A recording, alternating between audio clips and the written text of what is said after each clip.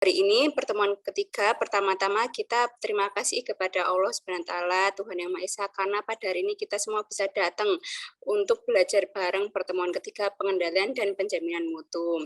Tidak lupa kita salam dan sholawat kepada Nabi Muhammad SAW. Semoga kita semua mendapat syafaatnya di hari akhir. Amin ya rabbal alamin. Allahumma sholli alaihi. Terima kasih. Nanti di akhir ini, di akhir pertemuan ada tugas dengan rentang waktu seminggu untuk mengerjakannya, yaitu mencari artikel ilmiah tentang tema pertemuan ketiga hari ini, yaitu alat pengendalian kualitas. Nah, mari kita mulai. Ibu sudah mulai record ini.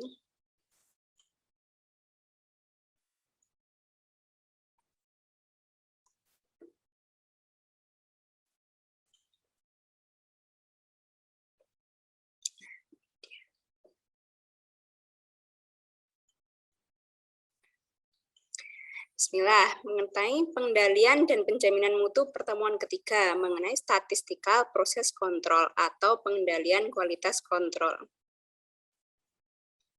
Tujuannya, mahasiswa mampu memahami dan menjelaskan 7 alat pengendalian kualitas mutu serta fungsinya. Jadi alat pengendalian kualitas itu ada 7 yang umum digunakan. Namun, untuk suatu masalah, untuk mengerjakan suatu studi kasus, tidak harus 7-7-nya dikerjakan. Bisa salah 1, salah 2, salah 3, hingga beberapa. Nanti akan Ibu jelaskan lebih lanjut. Nah, pertama, statistical process control itu apa? Jadi, kita belajar dulu sebelum belajar alat pengendalian kualitas yang ada 7 itu, belajar dulu statistical process control apa, kemudian 7 basic tool, alat pengendali kualitas yang ada 7 itu fungsinya masing-masing apa aja, contohnya dalam kalau dikerjakan sehari-hari seperti apa. Nah, ini mari kita belajar tentang itu hari ini. Nah, sebelumnya kita harus bisa bedain dulu nih, pengendalian kualitas statistik dengan desain eksperimen dan sampling penerimaan itu bedanya apa saja. Kalau pengendalian kualitas statistik yang akan kita pelajari hari ini itu hanyalah teknik penyelesaian masalah yang digunakan untuk memonitor, mengendalikan, menganalisis, mengelola, dan memperbaiki produk atau proses dengan menggunakan metode-metode statistik. Jadi hanya untuk memonitor, mengendalikan, menganalisis, tidak bisa melakukan eksperimen gitu, tidak bisa, sampling penerimaan juga tidak. Tapi kalau desain eksperimen itu suatu rancangan percobaan dengan tiap langkah tindakan yang betul-betul terdefinisikan, sehingga informasi yang berhubungan dapat dikumpulkan, contohnya pengaruh perubahan komposisi suatu bahan terhadap kekuatan baja, kekuatan tumbukan, kekuatan tabrakan. Nah, itu namanya desain eksperimen. Kalau ini pengendalian kualitas statistik hanya untuk memonitor, hanya untuk melihat, seperti kalau kita melihat grafik, itu salah satu alat pengendali kualitas, grafik, histogram, kemudian diagram tulang ikan, fishbone, itu hanyalah suatu hal untuk memonitor, mengendalikan kualitas statistik. Kalau desain eksperimen beda lagi, rancangan percobaan. Kalau sampling penerimaan, nah ini sampling penerimaan, keputusan untuk menerima atau menolak suatu lot atau populasi berdasarkan hasil dari pemeriksaan sebagian lot atau populasi saja. Kalau ingat dulu waktu SMA, kita belajar tentang probabilistik, kita belajar tentang kemungkinan mendapat bola warna merah dari suatu kantong di mana ada bola warna merah dan bola hijau, bola kuning. Nah, itu kemungkinannya berapa persen? Nah, itu termasuk sampling penerimaan. Jadi kalau di pabrik, kemungkinan mendapatkan asal dari sampel itu satu populasi ada cacatnya berapa persen. Nah, itu untuk menentukan apakah satu lot produksi itu misalnya dalam 1000 produk itu bisa diterima atau tidak. Misalnya kalau dalam 3 kali pengambilan sampai ada 2 kali produk cacat, berarti ditolak lot produksi itu. Itu contoh satu sampling penerimaan. Jadi 3 ini harus bisa bedain. Bedanya pengendalian kualitas statistik, desain eksperimen, dan sampling penerimaan. Pengendalian hanya memonitor, desain eksperimen yaitu suatu rancangan percobaan di pengaruh X terhadap Y. Kalau sampling penerimaan yang seperti waktu kita SMA, pemilihan ketua kelas, pakai probabilitas, atau kalau kita sering Ini ngerjain soal-soal TPA, soal tes potensi akademik, itu tentang orang duduk di suatu meja lingkaran. Nah, itu contoh sampling penerimaan. Nah, kenapa kita belajar statistical process control? Apa sih yang dikontrol itu apa? Yang dikontrol itu adalah variabilitasnya. Nah, di dalam KBBI, dari dalam Kamus Besar Bahasa Indonesia, ada yang ditanyakan atau ingin ditanyakan tentang tugas untuk yang seminggu ke depan dikerjakan? Tidak, Bu. Ya, terima kasih. Untuk minggu depan dan seterusnya akan terus selalu direkam seperti ini. Ini, ya, Mbak Risma, tolong yang teman-temannya dari Unisula, tolong di WhatsApp ya, biar masuk ya. Ini ada beberapa yang nggak masuk, ya, ada yang nggak masuk. Makasih Mbak Risma.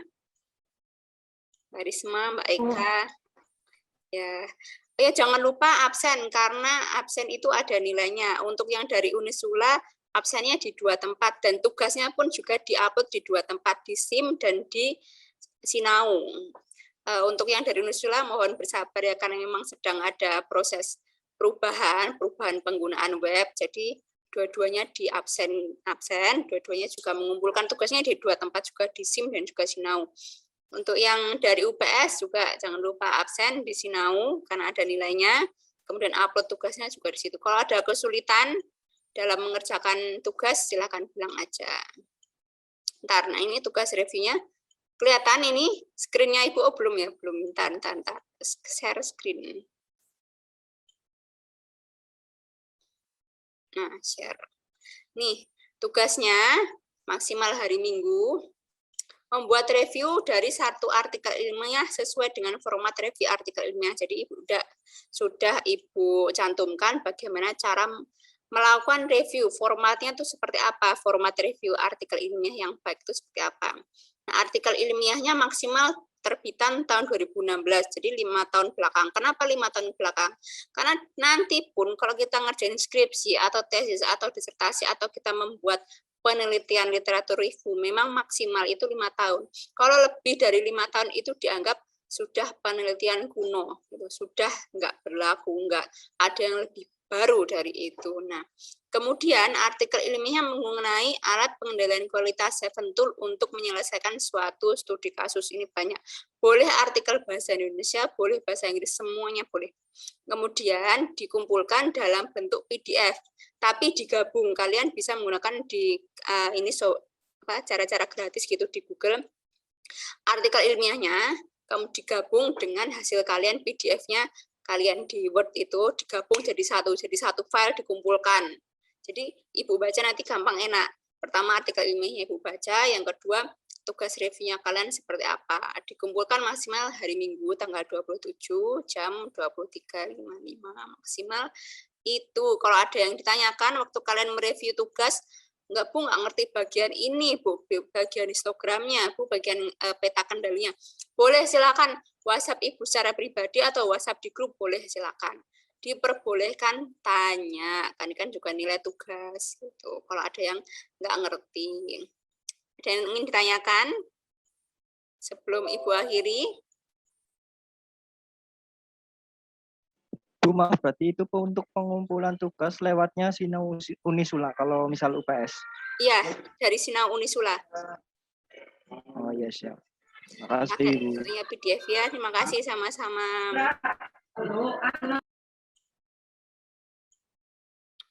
Sudah, tidak ada pertanyaan? Baik, Ibu akhiri untuk pertemuan hari ini. Terima kasih sekali untuk yang sudah datang. Semoga kita semua mendapatkan manfaat dari pertemuan hari ini, belajar hari ini. Jika ada yang salah dari Ibu katakan atau kalian ingin komentar, Bu, kurang panjang kuliahnya, pertemuannya, atau materinya kurang banyak, atau ditambah contoh-contoh yang lebih banyak lagi, boleh silakan WhatsApp Ibu pribadi, ada pertanyaan yang ditanyakan pun juga boleh, atau ada kasus, kalian ada keadaan nyata, ini apa ya Bu, kalau di mata kuliah pengendalian kualitas, boleh ditanyakan secara bebas, boleh. Terima kasih, semoga bermanfaat. Wassalamualaikum warahmatullahi wabarakatuh. Tetap semangat dalam belajar.